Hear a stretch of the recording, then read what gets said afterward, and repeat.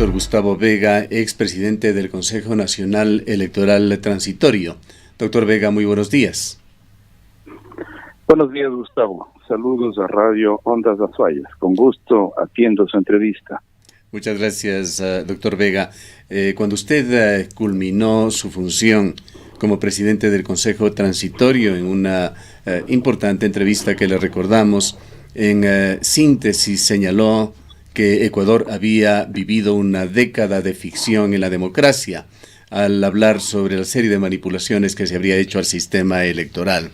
Los hechos que hoy se confirman en lo relacionado al financiamiento de campañas evidencian en buena parte el por qué se han desmoronado los valores, la ética, la moral en el país. Es importante conocer su punto de vista tras las revelaciones que se han hecho en el reportaje periodístico Arroz Verde.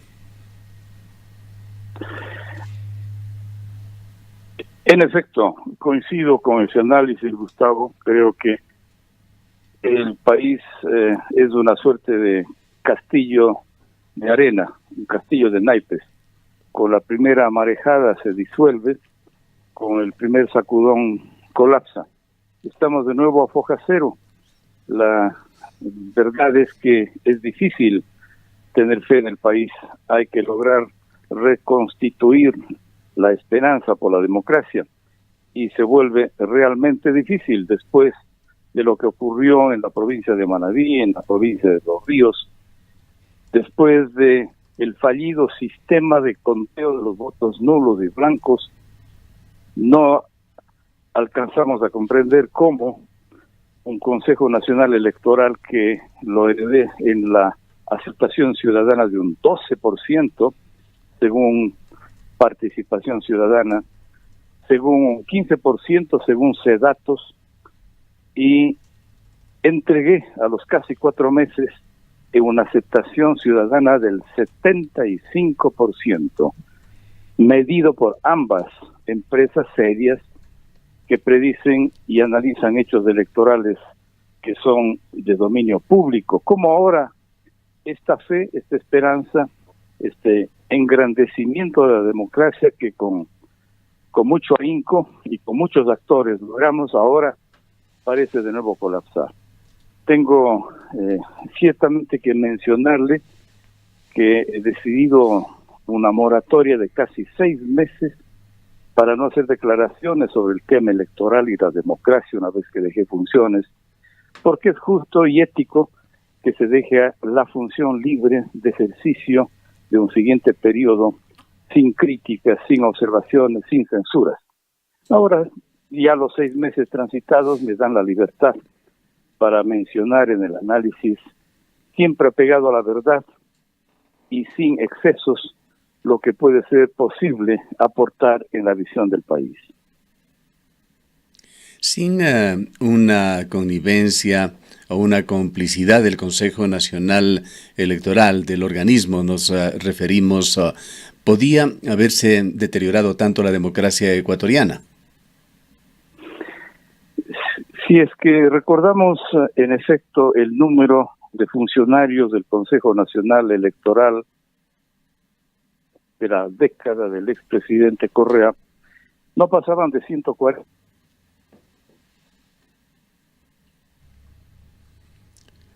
Aparentemente hemos perdido el contacto con el doctor Gustavo Vega. Vamos a... Sí, estamos ya. Se había perdido momentáneamente la señal, doctor Vega. Le seguimos escuchando. Muchas gracias. En efecto, una vez que se aceptó un consejo electoral con 1.040 empleados, es difícil funcionar con una burocracia inflada. Sí. Aquí se nos cortó, disculpe. Decía usted que había algo más de 100 empleados y que luego en la transición durante el gobierno de Correa subió a más de 1.000 empleados. En efecto, así fue. Ojalá que el mensaje pueda llegar nítido ahora. Sí. Más de 1.040 empleados. Es difícil trabajar con una burocracia que, además de sediciosa, había dicho una metáfora que se volvió reconocida por los analistas políticos, que estábamos encima de un saco de alacranes y un nido de avispas. Es difícil trabajar en ese contexto.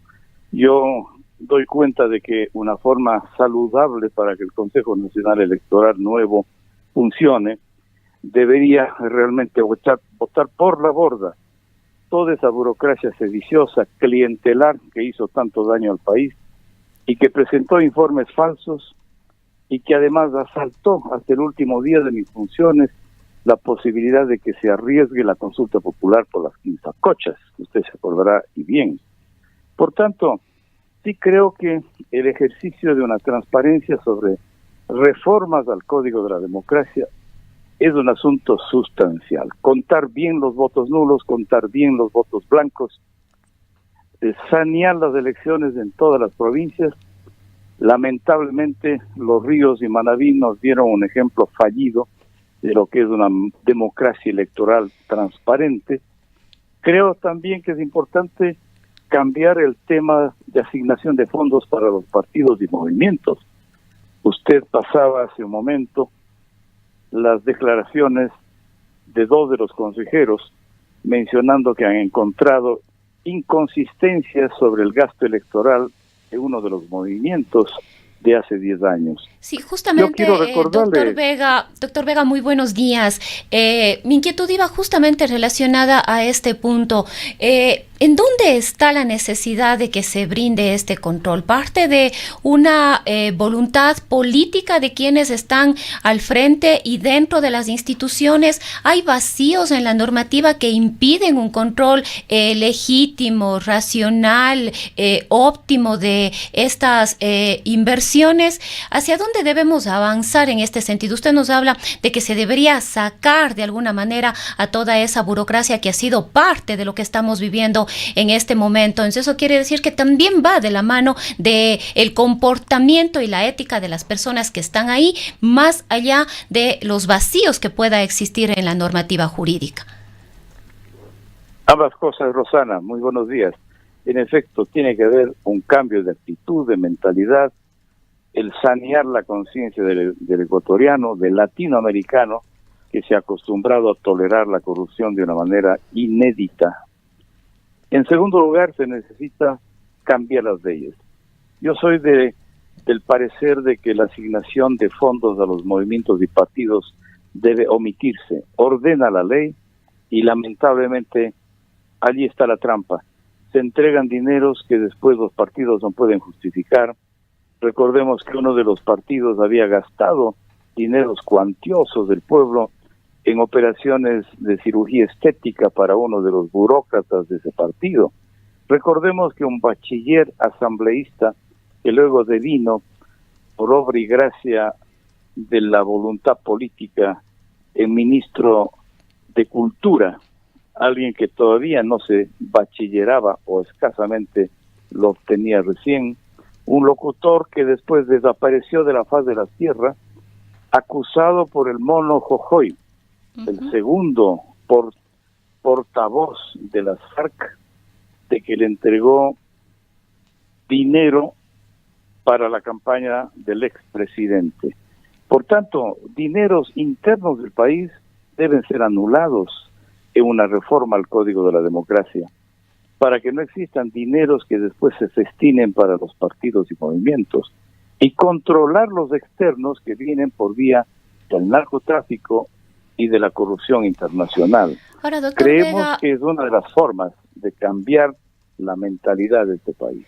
Ahora, doctor Vega, volviendo al caso de Arroz Verde, fue un hecho de la campaña electoral del año 2013 y han pasado ya 6 años y parecería que 6 años después recién nos estamos dando cuenta de que habría habido una doble contabilidad de este movimiento político en lo que tiene que ver a la información que se debe otorgar y entregar y que debería ser pública respecto de la financiación de las campañas electorales. En efecto, además hay otro límite que es penoso. Estamos al borde de que se acabe un tiempo para que prescriban las investigaciones por parte de Contraloría. La Contraloría solamente puede investigar no más allá de 8 años, después se archiva un proceso. Lamentablemente se reacciona tarde, a veces demasiado tarde, y no pueden descubrirse los ilícitos porque inclusive la ley lo prohíbe. De tal suerte que por lo menos la conciencia moral, la denuncia es importante, aunque la sanción efectiva pueda ser remota. Estos cambios que se han producido en la escala de valores de los ecuatorianos, doctor Vega, ¿justifican de alguna manera el comportamiento de los ciudadanos, de los políticos ecuatorianos, del accionar de la justicia? Vemos enormes contrastes, por ejemplo, con lo que está sucediendo en Perú, con escándalos cuantitativamente menores, pero del mismo grado en términos de violación a principios, a la moral, a la ética. En Perú se vive una situación absolutamente diferente, con 5 expresidentes, unos renunciados, otros que se encuentran a punto de ser detenidos, otros con arresto domiciliarios, un expresidente que se suicidó. ¿Qué pasa aquí? Que con semejante dimensión de este escándalo siguen con enorme cinismo hablando los actores. En efecto, son buenos ejemplos como el que usted señala, Gustavo. Yo quiero poner de relieve que para muchos expertos doctrinarios de la ciencia política, el primer poder del Estado es la justicia. Para muchos, en efecto, es el poder legislativo, para otros tantos, como en el sistema presidencialista que vivimos, es el ejecutivo. Pero, en efecto, yo creo que un primer poder real de los estados es la justicia. Yo pongo el ejemplo de Perú, pero también el de Estados Unidos. Podemos ser muy críticos al gobierno de Donald Trump, por ejemplo, de George W. Bush, entre otros, el de Ronald Reagan, para citar 3 ejemplos nefastos en la historia del país del norte. Podemos ser muy críticos frente al Parlamento, pero siempre ha habido una voz, yo diría, de respaldo internacional a la justicia de los Estados Unidos, que es proba, que es recta, que no es manipulable. Igualmente pasa con Perú. Ventajosamente la justicia peruana no se ha dejado corromper. Y la corrupción ha sido un motivo grave para la impunidad de muchos exmandatarios en América Latina y el mundo. Recordemos que la propia Corea del Sur, tan desarrollada, tuvo un ex primer ministro que terminó en suicidio. Y la última ex primera ministra, que fue demostrada que se lo chantajeó, se lo compró con una coima de Samsung, fue destituida y está en prisión. La justicia nos ayuda a ser mejores. Yo creo que esa es la fe que tenemos en Perú. No podemos decir todavía igual el Ecuador, que está en un proceso de sanación, un proceso de recuperación de la seguridad frente a la justicia. Hay una fiscal interesante, proba, con buenos augurios, pero no podemos decir igual de otras funciones de la justicia. De tal suerte que estoy de acuerdo con usted, son ejemplos que hay que imitar. Y quizás, si usted me permite, una comparación más. En un país que es tan difícil llegar a acuerdos en el Ecuador con ser tan pequeño, tenemos que echar mano de comparaciones internacionales. Portugal es posiblemente el país que mejor ejemplo ha dado, en donde se han puesto de acuerdo tirios y troyanos, izquierdas y derechas en contra de la corrupción. Este momento Portugal tiene un crecimiento del 5% del Producto Interno Bruto, que ni siquiera es la cifra que Alemania, siendo el más fuerte país de la Unión Europea, lo tiene, porque han logrado una concertación, diálogos efectivos para salir de una crisis espantosa. Igual no pudo pasar con Grecia. Lograron acuerdos que le sacaron al país de la postración, pero no con tanta evidencia como pasó en efecto con Portugal. Ojalá podamos realmente echar mano de sus ejemplos para el caso ecuatoriano. Otro de los temas que vale la pena traerlos para la reflexión es que todos estos casos, la gran mayoría al menos de estos casos, no han surgido por un interés de las autoridades competentes. Este último, que es el caso de Arroz Verde, muy poquito tiempo atrás, Dina Papers y un montón de otros casos surgen de investigaciones periodísticas, los Panama Papers, los Dina Papers y este último que tiene que ver con el denominado caso Arroz Verde 502. Es decir, todas estas denuncias surgen de investigaciones que son ajenas a la justicia. Yo creo que ese es otro ejemplo muy importante, Rosana, a seguir en el caso ecuatoriano. Formar periodistas con sentido crítico, formar periodistas para la investigación. Tenemos pocos casos en donde el periodismo científico se ha expresado.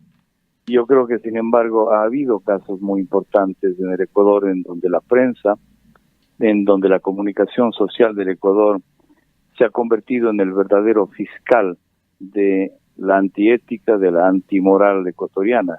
Y eso es loable. Por algo, los periodistas en América Latina son carne de cañón, particularmente en México. No es fácil ser periodista, es una de las profesiones con más alto riesgo laboral, incluido el riesgo de la vida y de la muerte. Yo creo que en ese sentido es así.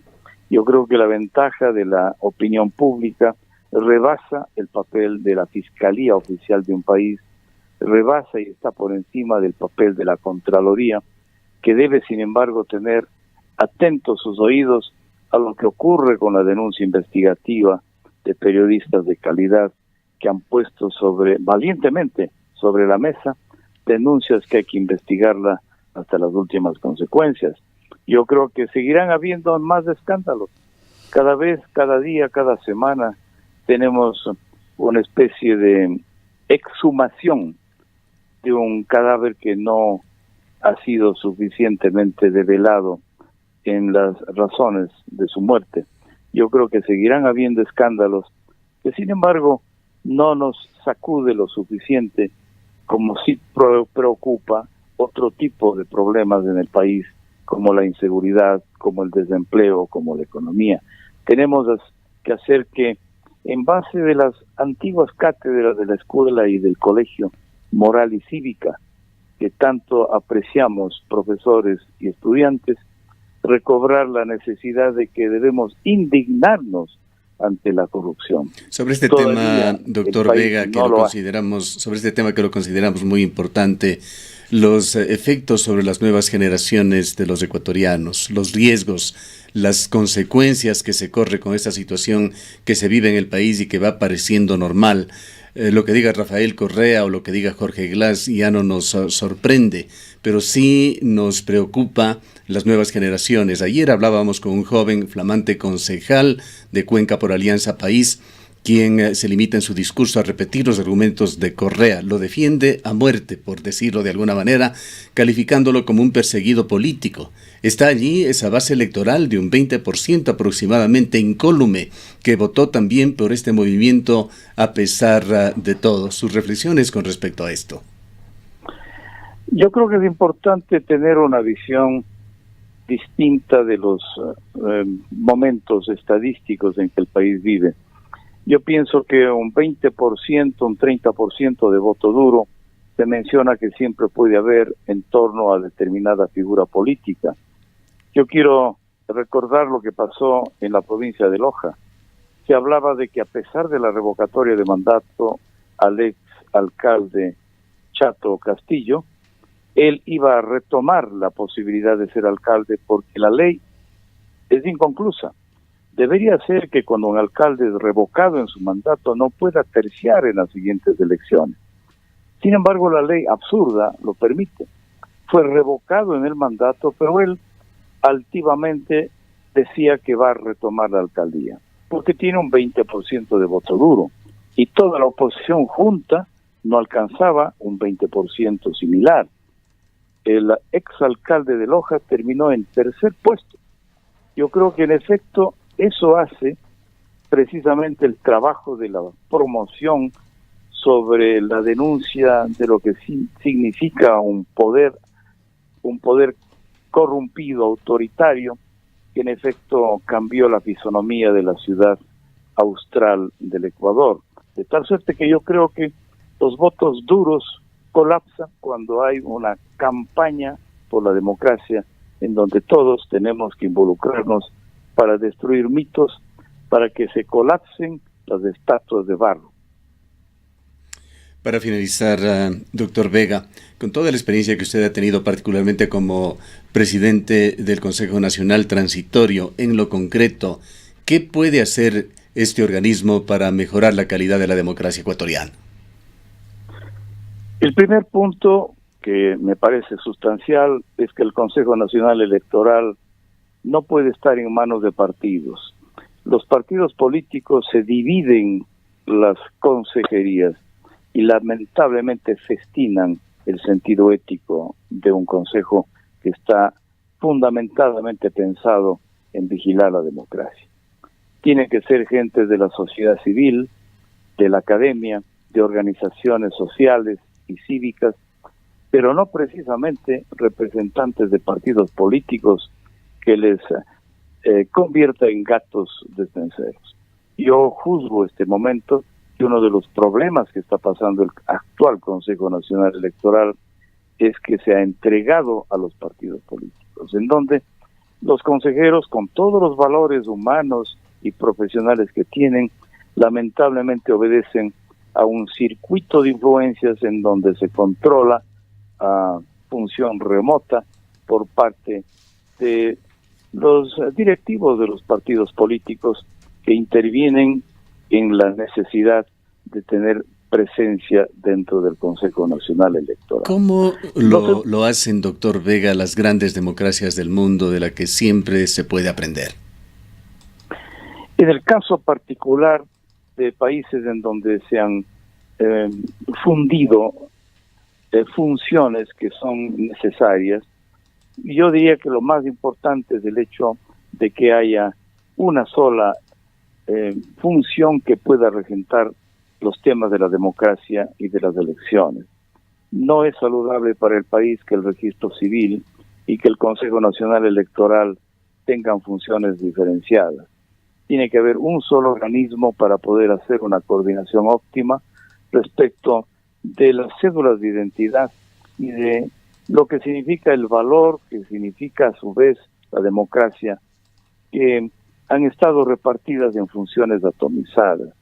Por otro lado, hay experiencias internacionales en donde no son los partidos políticos precisamente los que ordenan la designación de las curules para los organismos que ejercen el control de los votos. Son organismos temporales que no tienen persistencia de 3 o 6 años, son gente cívica que comprobadamente por su ética vigilan un proceso que tiene que ser transparente. Un tribunal de honor, que yo creo que eso es lo que tenemos que lograr frente a lo que ha pasado, lamentablemente, con lo que se ha dado en llamar siempre el Tribunal de la Mano Negra, desde el tiempo en donde se editó un libro precisamente sobre este nombre. No hemos evolucionado.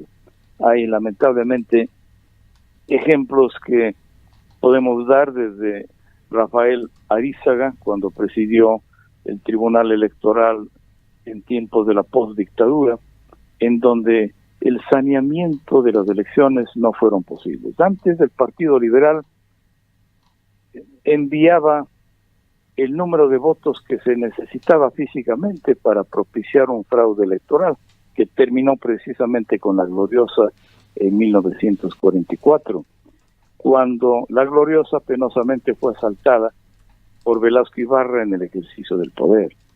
Entonces, no podemos, en efecto, en el Ecuador todavía decir que hemos saneado la seguridad electoral.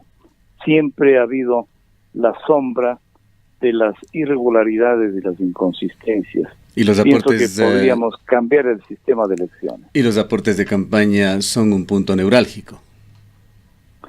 En efecto, por supuesto, en ese sentido, los aportes de campaña son los que manejan la economía de un país y, por supuesto, también la conciencia de quienes pueden manejar el control del sistema electoral. Bien, muchas gracias, doctor Vega, por habernos atendido. Gracias, Gustavo. A usted, a Ondas de Azuarias, de Rosana. Gracias. Declaraciones del doctor Gustavo Vega Delgado, expresidente del Consejo Nacional Electoral Transitorio.